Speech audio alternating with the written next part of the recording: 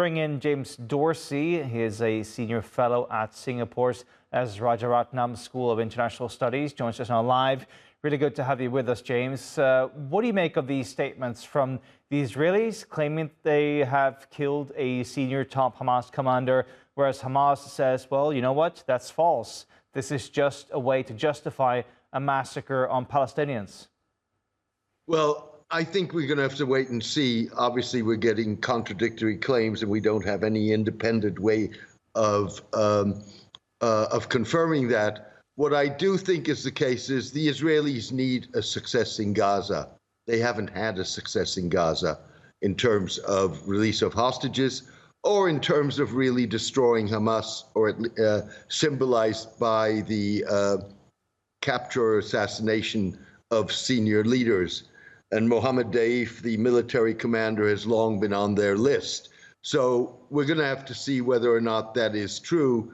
The Israelis have believed in the past that they have killed Mohammad Daif and have proven to be wrong.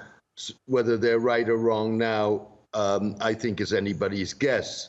More importantly, I think that the problem with a lot of what we're seeing is, if one unpacks it, is that, Al-Mawasi was indeed declared a safe zone.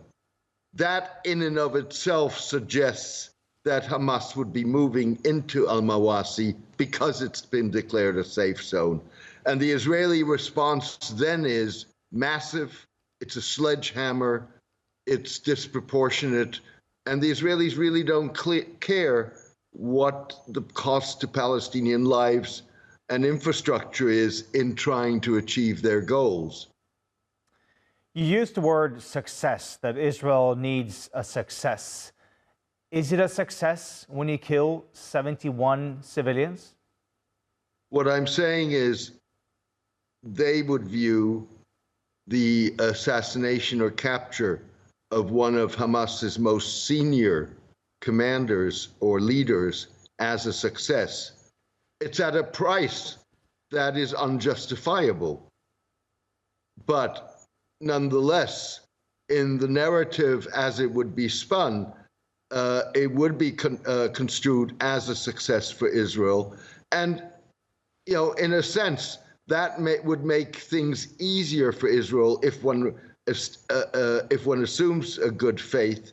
And I'm not saying one should assume good faith, but it would make it easier for Israel to come to some sort of agreement on the ceasefire. But James, good faith, you're still killing 71 civilians. We had this rescue of the hostages a little while ago, where they also killed a number of civilians to rescue those 4 hostages. What's this going to do to the image of Israel worldwide now?